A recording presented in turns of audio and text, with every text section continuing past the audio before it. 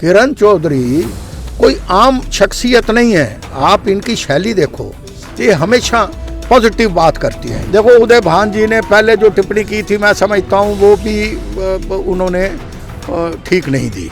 एक जो अब उन्होंने वापस की है, तो मैं ये समझता हूँ कि उनको हो सकता है कि सद्बुद्धि आ गई हो, उनका विवेक उनको ये बात कहता हो कि उदय भान जी के लिए अगर सबसे पहले अगर मैडम सोनिया को इनको सबको कह के आई थी कि ये किसी और का नाम था, लेकिन इन्होंने कहा नहीं, उदय भान जी ठीक रहेंगे। 6-7 रैलियां करके आई हैं जगह जगह के ऊपर, और हर जगह के ऊपर हज़ारों की संख्या में लोग आए हैं।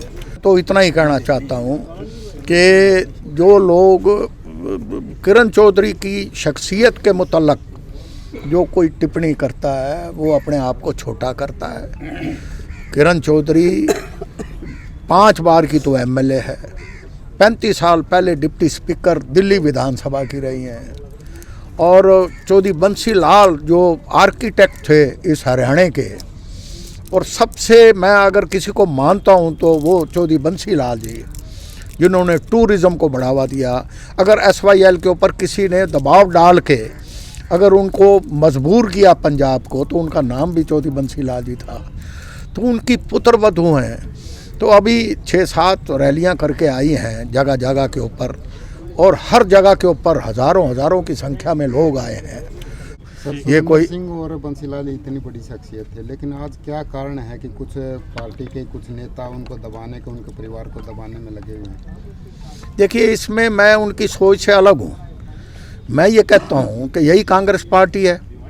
इससे पहले भूपेंद्र सिंह हुड्डा जी से पहले CLP की लीडर किरण चौधरी थी, और CLP का लीडर वही होता है जो सबसे सर्वश्रेष्ठ सीनियर मोस्ट आदमी होता है। तो किरण चौधरी थी।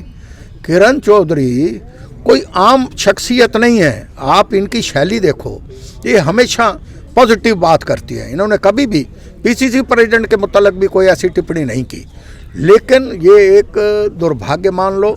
लेकिन अब वो कहते हैं ना, सुबह का भूला अगर शाम को वापस आ जाए तो सब कुछ वापस आ जाता है। तो आज उदय भान जी का रास्ते में अखबार में मैं बयान पढ़ रहा था, मुझे अच्छा लगा। आने वाले टाइम में कांग्रेस एक होकर चलेगी, और इस प्रदेश के अंदर BJP के खिलाफ जन में लोगों में बड़ा भारी आक्रोश है।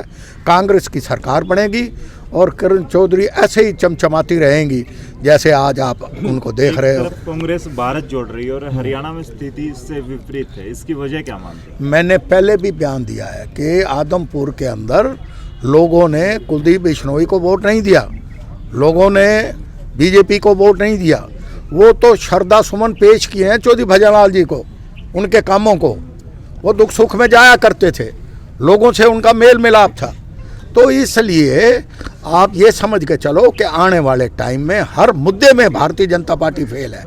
चाहे लॉ एंड ऑर्डर हो, चाहे भ्रष्टाचार हो, चाहे एम्प्लॉयमेंट का हो, चाहे व्यापारियों का हो, चाहे किसानों का हो। तो आने वाले टाइम के अंदर कांग्रेस एकजुट होकर चलेगी और सत्ता में आएगी, और Bharatiya Janata party double digit भी पार नहीं करेगी। ये बात मैं कहता हूं। जो टिप्पणी की थी वो वापस लिए, तो क्या मानते हो, उनके खुद के विचार थे या किसी ने कहलवाए थे? देखो उदय भान जी ने पहले जो टिप्पणी की थी, मैं समझता हूँ वो भी उन्होंने ठीक नहीं दी।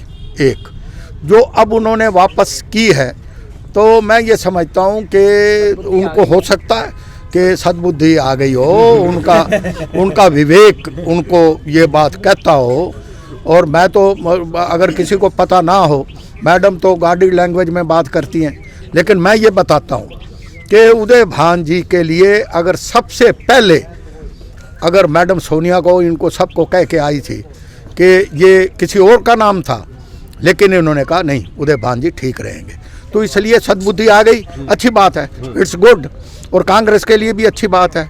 मैं इतनी बात कह के अपनी बात ख़त्म करना चाहता हूँ।